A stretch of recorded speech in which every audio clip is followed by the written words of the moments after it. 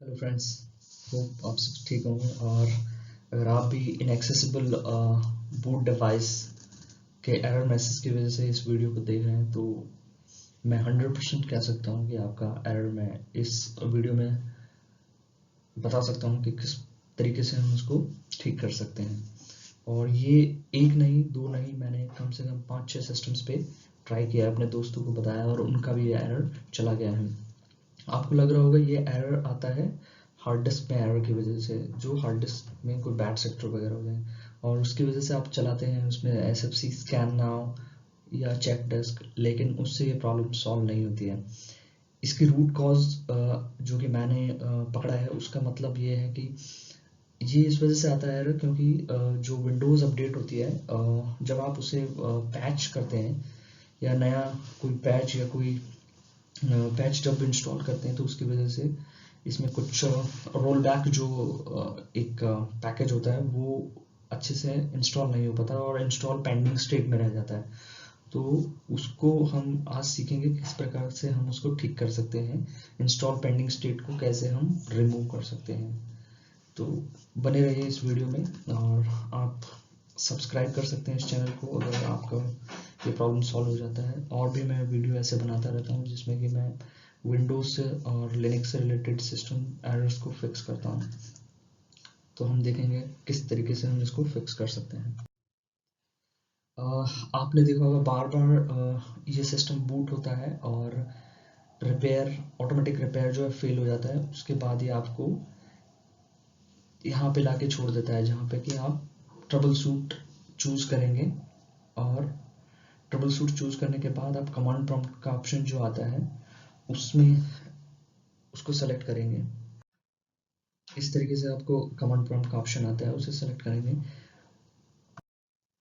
अब आपको क्या कमांड चलानी है, जब आप कमांड प्रॉम्प्ट में आते हैं तो एक्स विंडो सिस्टम 32 के अंदर आप रहते हैं। उसके बाद आपको सी कॉलन पे जाना है और सी कॉलन में जाने के बाद आपको DISM/image:c:/space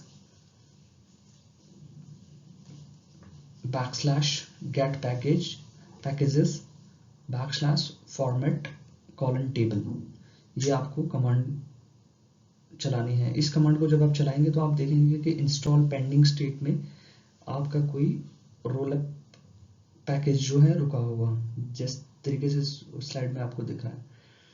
यही रूट कॉज है उस इनएक्सेसिबल रूट डिवाइस फेलियर का। अब हम आगे देखेंगे किस तरीके से हम इसको हटा सकते हैं। इसको हटाने से पहले हमें एक रजिस्ट्री की वैल्यू जो जैसे कंपोनेंट बेस्ड सर्विसिंग के अंदर सेशन पेंडिंग जो रह जाता है उसको हटाना पड़ता है। उससे पहले हम चेक करते हैं कि तो रेग लोड कमांड चलाएंगे आप।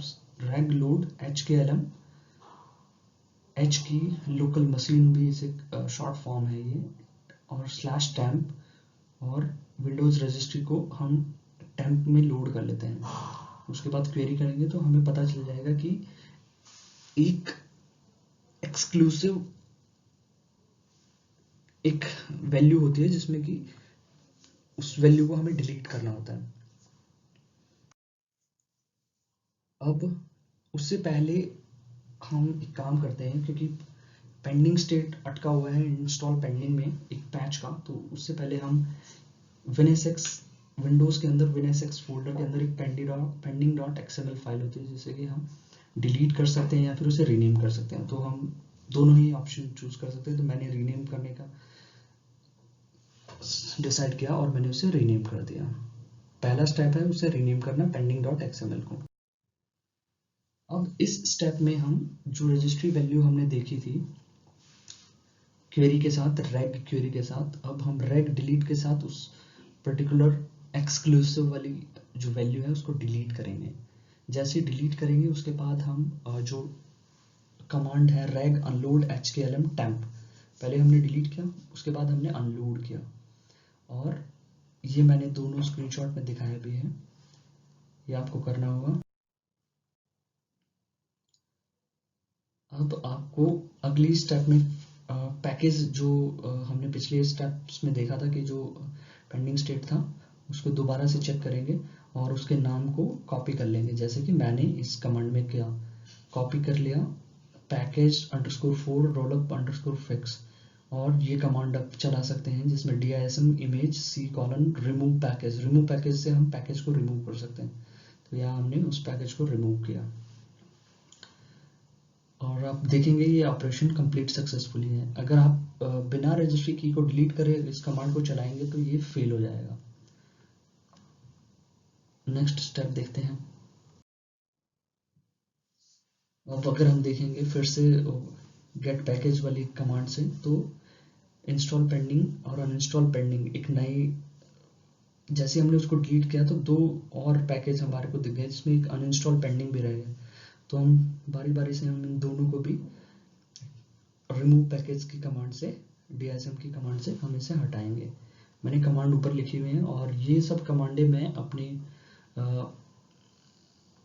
डिस्क्रिप्शन बॉक्स में भी डालूंगा स्टेप बाय स्टेप।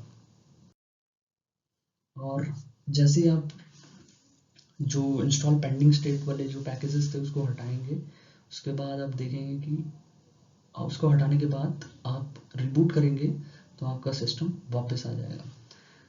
ये वीडियो मैं 100% श्योर हूँ कि जो एरर आ रहा था उसे फिक्स करेगा। और आप इस वीडियोस को सब्सक्राइब कर सकते हैं, चैनल को सब्सक्राइब करते हैं। Thank you.